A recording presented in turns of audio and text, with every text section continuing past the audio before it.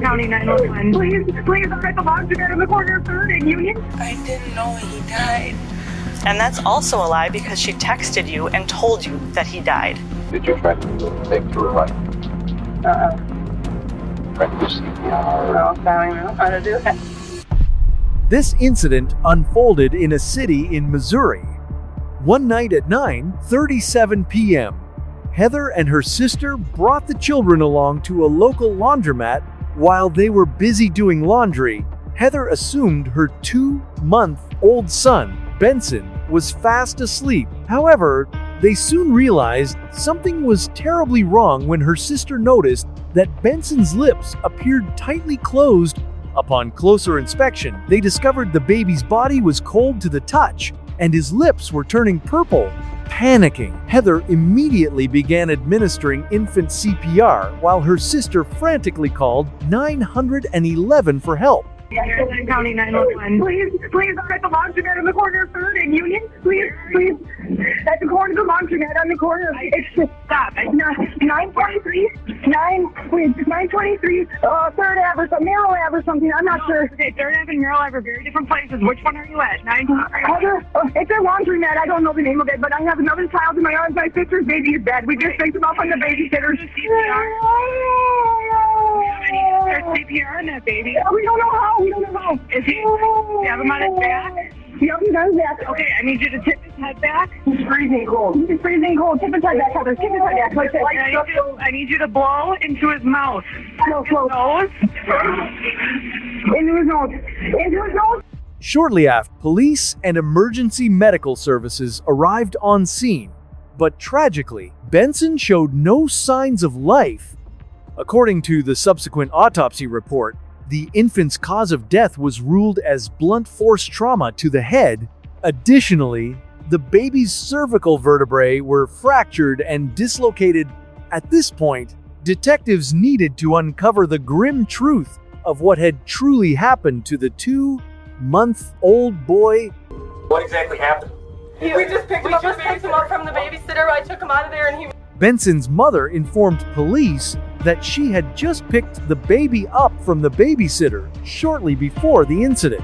At the time, the babysitter had already dressed the infant in a zipped-up one-piece snowsuit, assuring the mother that the boy was simply asleep. Naturally, the police's top priority now was to track down this babysitter, 8-year-old Marissa Tyatsort, armed with an arrest warrant. Officers descended on Marissa's residence. Marissa,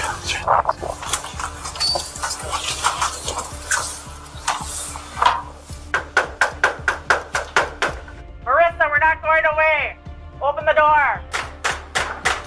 Police department, arrest warrant.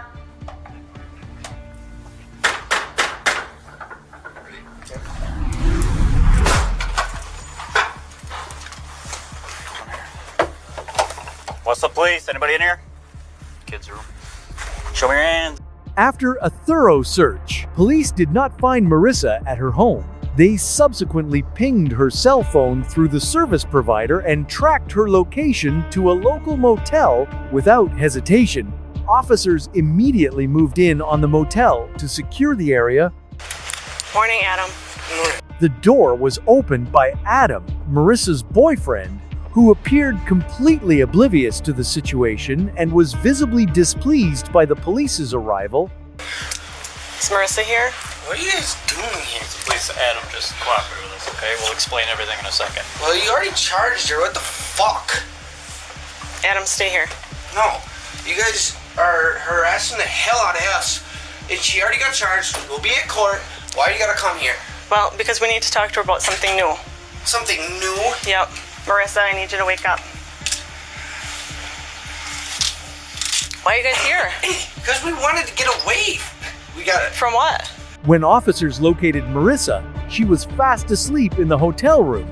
The horrific tragedy that had just transpired seemingly placed absolutely no emotional burden on her. This is a very important conversation we're about to have, okay? Tell me about taking care of him today. Oh, I was just watching him and he was fine. Okay. Yeah. What time did you start watching him? I think it was like almost 4. So, what happened? Anything? Tell me about how long he was there and what you guys did. Did you feed him or? I fed him once, and then he slept, and well, we went outside when they first got there a little bit, so because it was You nice and out. the kids? Yep. Okay. Was he dressed in what? He was dressed in a snowsuit and a blanket. Okay. Long it was after, but she called and she's like, I'm putting my clothes in the dryer and then I'll be there. And then like 15 minutes she came there, so. When recounting the events of that day, Marissa intentionally omitted a horrific detail before heading to McDonald's with her boyfriend Adam. Baby Benson had already lost all signs of life. Fully aware of this, Marissa acted as if nothing had happened, placing Benson's lifeless body into his car seat and bringing him along for dinner.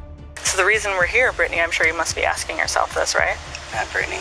I'm sorry, Marissa. You have a sister, Brittany, right? Yeah. The reason we're here is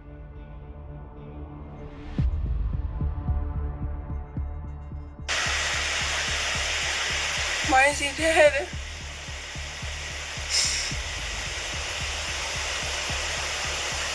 we were hoping that you could shed some light on that.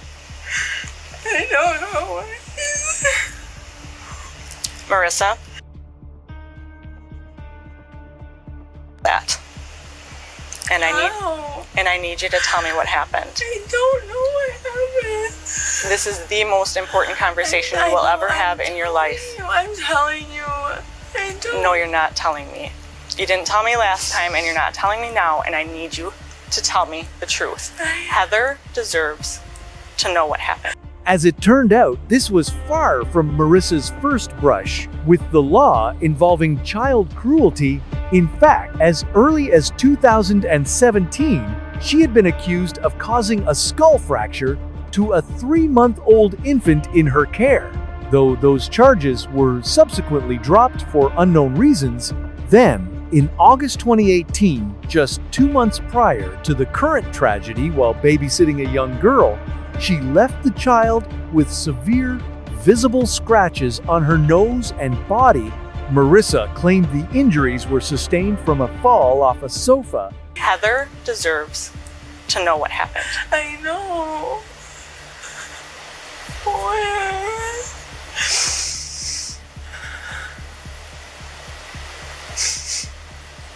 I'm telling you the truth. No, you're not. I am. I don't know what happened. I promise. I understand that things get frustrating, My God. especially with you being pregnant and having a Yeah, child no, of your own. They were frustrating. I promise. From the interrogation, it was revealed that Marissa was currently pregnant. According to subsequent reports, the 8-year-old woman was already a mother of 5 children. The real reason you're here. No, that is the real reason. I'm serious. Nobody who lives in this town checks into a hotel at 9:50 p.m. after a baby died in their apartment. I don't know. I didn't know he died. And that's also a lie because she texted you and told you that he died. My phone's off. No, it's not. Yes, it is. You No, wanna it's see? not. I'll show you my phone. I'm serious. How do you think we found you? I'm serious. Now cut the crap, Marissa. I'm not lying. This is the 3rd time we've had a discussion with you about a child, an promise infant in you. your care, and now one is dead. promise you. One is dead. Marissa seemingly tried her best to explain herself to the detectives, but her acting failed to convince them. Although she attempted to portray sadness, her lack of genuine emotion was glaringly forced and unnatural. He was fine. Babies don't just die. He was fine. Babies don't just die. I would not kill a baby. I'm sure you didn't mean to, Marissa. I Sometimes didn't. it's not what you do, Marissa. It's sometimes what you don't do. And maybe there was something you just didn't do tonight. And left him alone for too long. And Max, I didn't kill him. Was it an accident? Yes, you. Did you leave him alone? I left him in the pack and play after we got back in from outside. Was he okay? He didn't make any noise. I have that video monitor thing. I didn't kill him. I promise you guys that. I would never kill a baby. So what happened when you came back from outside and checked on him? I just used the video baby monitor. Okay, but when you went back inside and checked on him, Huh? when you went back inside and he was in the pack and play, tell me what you saw and observed. I use the baby monitor, and when he like makes a noise, you can hear it. And I didn't hear anything, so yeah, I didn't kill him. At what point did you realize that he was dead? I don't know. Did he die in the pack and play? I didn't kill him. In the face of relentless questioning by the detective, Marissa consistently provided off-topic responses, choosing to evade the subject. This is a textbook psychological reaction when individuals are confronted with a reality they refuse to address. So how long was it that you didn't check on him? So start over. It was like after when before Adam got there, I checked on him. And did you know then? But I didn't kill him. I know. Oh my god. How did you know? Huh? How did you know? Just because it was been that, well, he does sleep that long and but I don't know, he felt cold. And I was scared. My boyfriend wasn't there and everything, so, oh my god. I'm sure it's scary.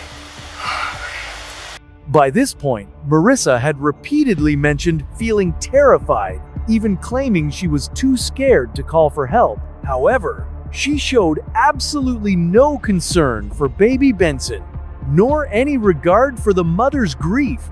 Her sole fixation was entirely on how the infant's death would impact her own life. In the meantime, we do have an arrest warrant for you based on your other child abuse. So we're going to be taking you into custody. Can I smoke a cigarette first? Sure. Thank you. While Marissa was being questioned, Adam's interrogation was simultaneously underway in another room. Detectives now needed to clarify a critical discrepancy. According to Marissa, baby Benson had already lost all signs of life before Adam even returned home. However, Adam just told officers that as they were preparing to leave for McDonald's, he could still hear Benson crying. Clearly, one of them was lying. Officers have now directly informed Adam of Benson's passing. Get ready to observe his reaction. If he got a deer, it'd be a longer. Okay. Did he communicate with you at some point and tell you he was on his way home, or? Not really. So why are you really here? Because we haven't been to a hotel since my daughter was born. Nothing to do with what happened tonight. And I did want to go swimming in the hot tub. Okay. Because of my back, but then Adam's like, remember, you're not supposed to be in a hot tub. And then there was other people down there, and then he was sleeping. So how did you explain that to Adam? What? Coming here. I have to believe it has something to do with what happened at your house. No, I said I would be pretty creeped out if your kids died at my house. My back hurts. Did you get a text message? Do you remember getting a text now from Heather? From Heather's phone? From Heather's, yeah. What did it say? It wasn't from her, it was from her sister. What did it say? It said, you killed my fucking sister's baby. The subsequent autopsy report revealed that Marissa was, in fact, telling the truth regarding Benson's time of death.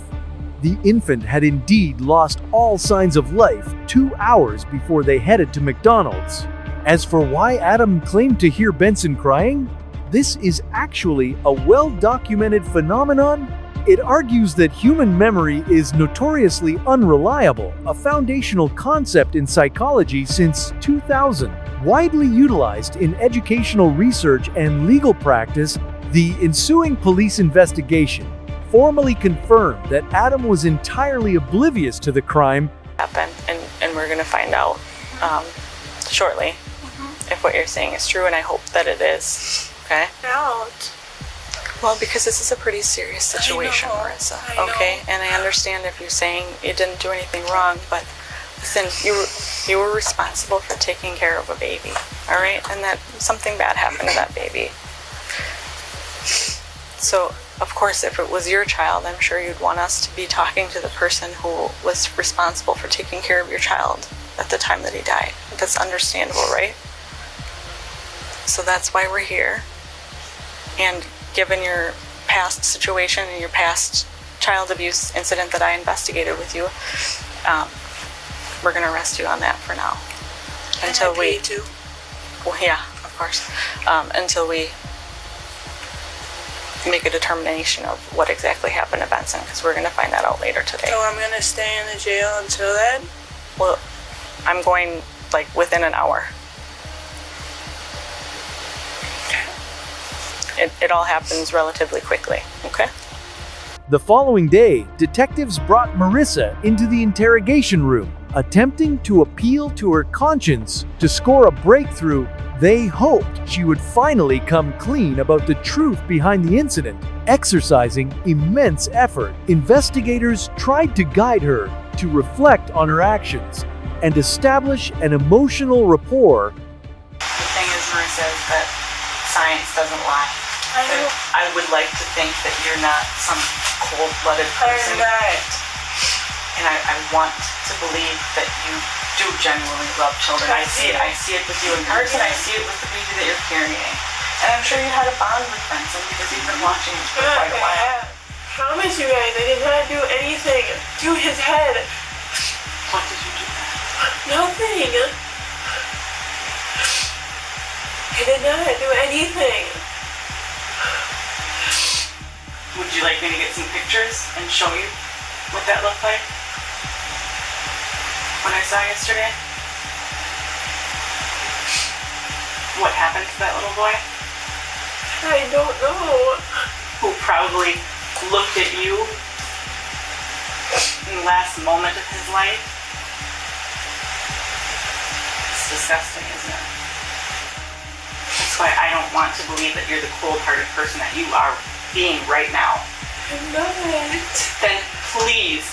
As we have seen, regardless of the tactics used by detectives, Marissa steadfastly maintained that she had no idea what happened. Despite the fact that there was no one else at the scene except for her and baby Benson, and medical evidence explicitly proved Benson's head had sustained multiple blunt force impacts, she still insisted she was completely oblivious. I don't know, maybe I put him down too hard, but I didn't kill him or anything. You didn't mean to. I don't think you meant to. No, could never. Where did you put him down too hard and how? Show me. I don't know, like maybe like that. Where? Maybe in the playpen. Which playpen? You guys, it's the one you guys have. That's the only thing I could think of. How many times? Once? Twice? 3 times? Once, probably. It's the only thing I could think of. I could never. That's not true. I could never. No, I don't know. I promise. You keep saying I could never, but you know what you did.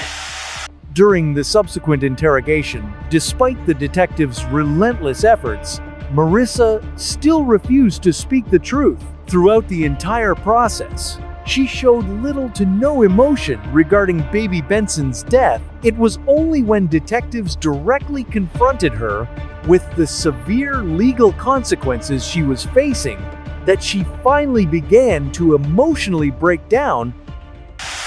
You did. I did not. That child had multiple injuries to his head. Not one time, and it's not from a playpen. I don't know where he could have got it from. I did not do it. On everything. I'm telling you the truth. No, you're not. Yes, I am. No, you're not. Yes, I am. I'm telling you the truth. Absolutely not. I am. Absolutely not. And if you're not, as a mother, you're just cold-hearted. Yeah, evil. Evil is the word that I would say. If you're going to allow us to walk out of here without knowing what really happened. I am not. I Look could to never. you to take care of them. Yeah. How disgusting is that? And you can't even sit here and tell me the truth about what you've done. I am. I didn't beat him or anything. You're ashamed of yourself, of course. But you know how you can make that right? Is by explaining it. Saying, I had a lapse in judgment. I lost my shit for a little bit, for a moment in time, and I made a mistake. That I can understand. But what I can't understand is you sitting here lying to me. The placing of that heart in the playpen. I don't understand how hard you placed him at this point. I didn't think it was so hard, but obviously, I only did it once.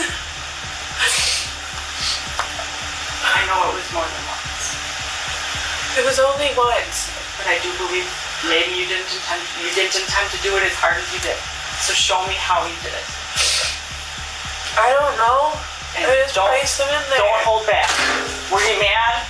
No. Were you annoyed? He's crying. No, I just placed them in there. Did you trip and fall and he... I know what you're saying. No. I didn't trip and fall. But I only think his head hit twice.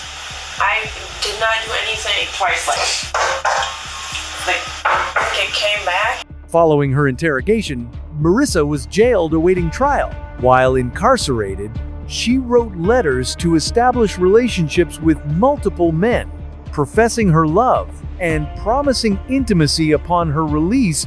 Many fell for the ruse, regularly sending her money.